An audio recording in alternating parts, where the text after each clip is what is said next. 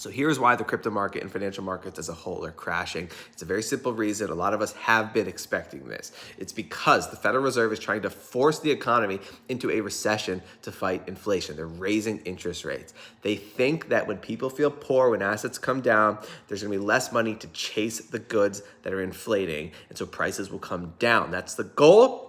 It's worked in the past. It's just right now it's difficult because there's sticky supply chain inflationary issues. And so yes, markets are crashing. The highest quality growth, amazing assets for the long term are all crashing.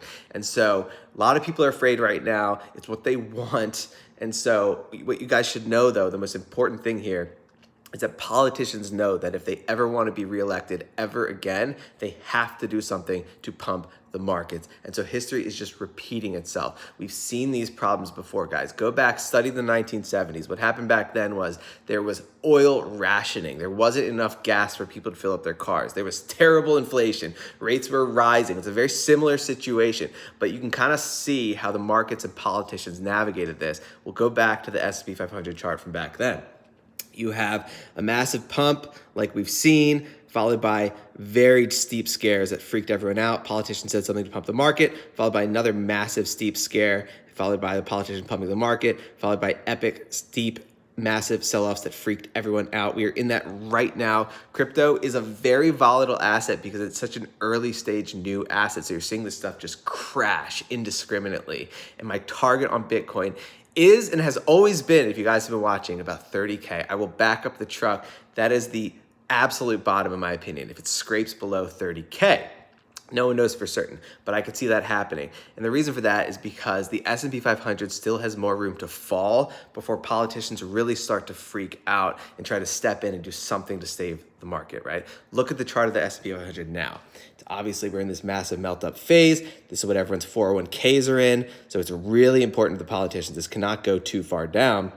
And so my target on the S&P 500, if you've watched prior videos, has been like 3,800. I think it makes one dip down, really starts to freak people out. I think something happens to pump the markets. Obviously, we're seeing short positioning. Everyone's bearish. Everyone's skewing to one direction and selling everything. And so the worst thing you can do is to sell low and buy high. That is the absolute worst thing you can do because we can imagine there's going to be some manipulation in the market.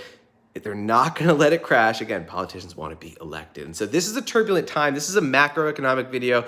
I want you guys to understand the setup because the selling is very painful. It sucks seeing your assets come down. I think the best strategy in this environment is a passive income strategy in crypto. Just generate yield, generate as much as you can in this period so that you're paid to wait throughout. But I'll leave you with one cool insight into the crypto market because I love finding data that kind of gives us a window into what is happening. So this is the market cap per total value ratio of top blockchains ranked by total value locked. And so the lower the market cap to total value ratio, the more value there is because the market cap is the value of the entire network. Total value locked is the value of assets that are stored on the network. So if the total value locked is huge and the total value of the network to buy the network is small, then it means it's undervalued, right? And so let's just look at some of these. Once this market finally returns and emerges and we get through this turbulent period, a lot of this stuff is going to go up like crazy. So you want to understand what is undervalued and what isn't. Obviously, you have FTM. They've had some liquidity issues, but look at that. They are so ridiculously undervalued, and it's just going to get tighter and tighter and tighter. So watch that one. Guys, the recent liquidity issues have been resolved. They're going to survive, but we'll see what happens.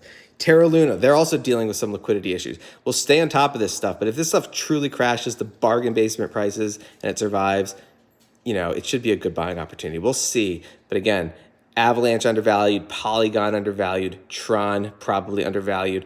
There's more to Binance than total value lock. So I wouldn't just take this. I take this with a grain of salt. Same with Solana, same with Ethereum. But I wanted to share that with you guys. But there's so much going on in this market.